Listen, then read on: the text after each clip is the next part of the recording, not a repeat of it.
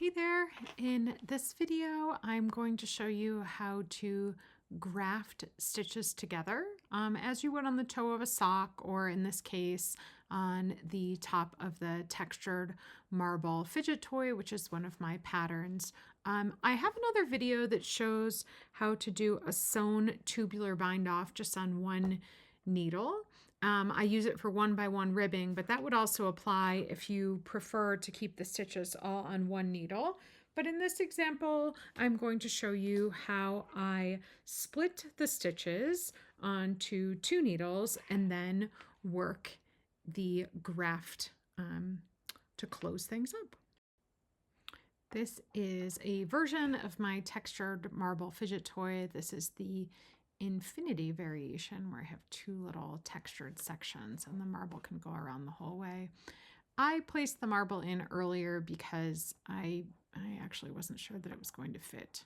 So I went ahead and opened it. But in this video, I will show you how to open the double knitting and then use grafting to close up the top. Okay, there's a couple different things that we'll need to do. We are going to be opening up the top of the little pouch right here. And so I have a spare needle in the same working size to do that. And then we're actually going to be sewing everything together by grafting the work. So first, let's split it apart. So again, I have a spare needle, the same working size. This one right here is the other end of the needle that I'm working with. And then I have a spare needle in the same size. When I'm working in double knitting, I have basically two knit sides of fabric, this side and its reverse side. And what happens is I'm knitting every other stitch and slipping other stitch. And that's what creates this really nice pocket. But now I want to split it apart. So what I'm going to do is I'm going to take all the knit stitches and put them on one needle, the ones that are facing me that look like knits, and the ones that appear as purls, which belong to the fabric of the other side, place them on a second needle. That probably sounds a little bit more complicated than it is. Let me show you what I'm going to do. It doesn't really matter which of the 2 needles you do, but I'm going to be slipping every other stitch onto one needle or the other. And so I find that once I get into a little bit of a rhythm, this really isn't so bad. So I have 2 needles. These are from two different needles in my hand right here. And then I have the working needle over here. I'm going to slip the first stitch onto my front needle. I'm going to kind of hold it with my thumb and slip the back stitch, the second stitch rather, onto my back needle. And I'm going to keep going, slipping every other stitch onto the front or back needle as I move down the work. As I said, this is opening up the fabric.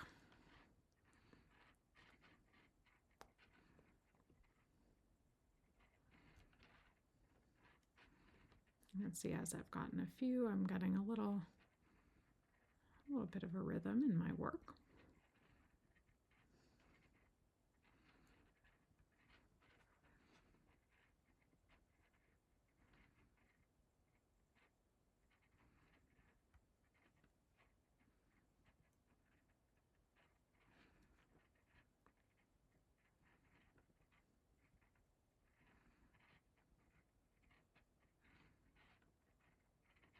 There will be an even number of stitches on each needle. When I'm done, half of the stitches will be on the front and half will be on the back.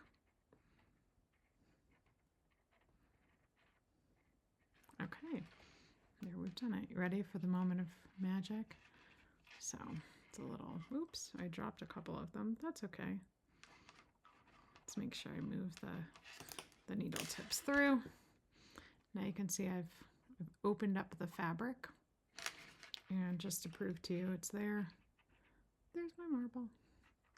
So I actually suggest in the pattern you can put the marble in earlier, or you can wait until this point to add your marble.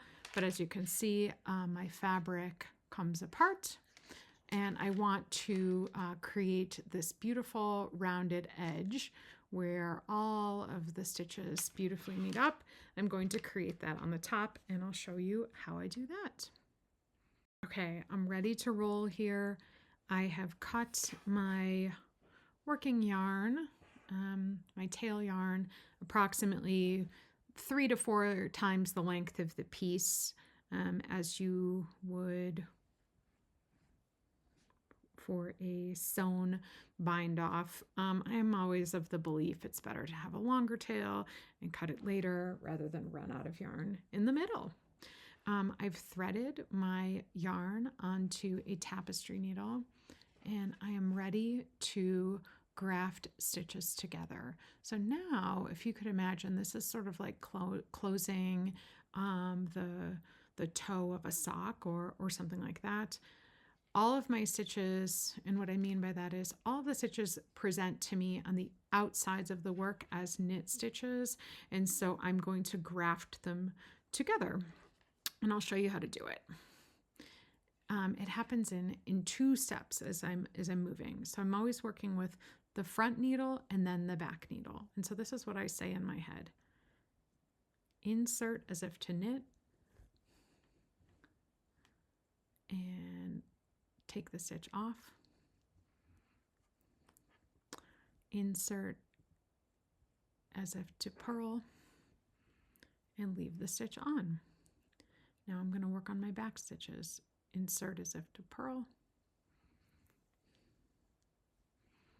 take the stitch off, insert as if to knit,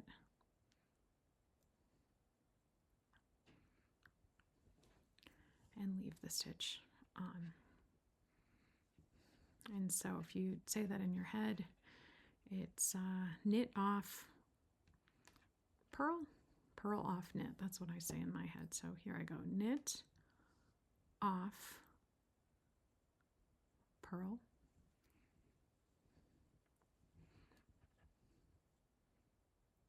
purl, off, knit. I'm going to keep doing that the whole way across, and I will meet you in a minute at the end.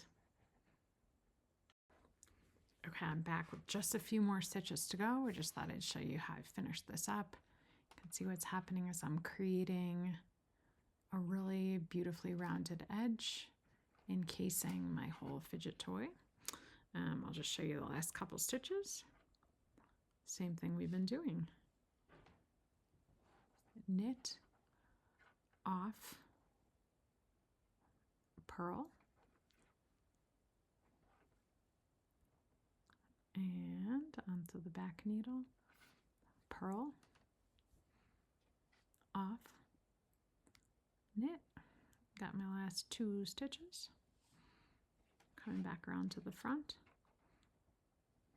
knit, and take it off. And my last one, I go in as if to purl. Make sure I actually go through the stitch. And I'm done with that. So I like to take a little moment.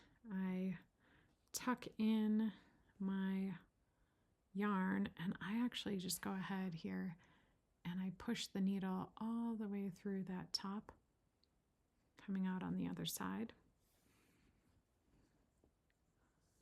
And I'll pull it a little bit right there. Trim this. Get my scissors for you. So I'm sort of pulling it a little bit extra.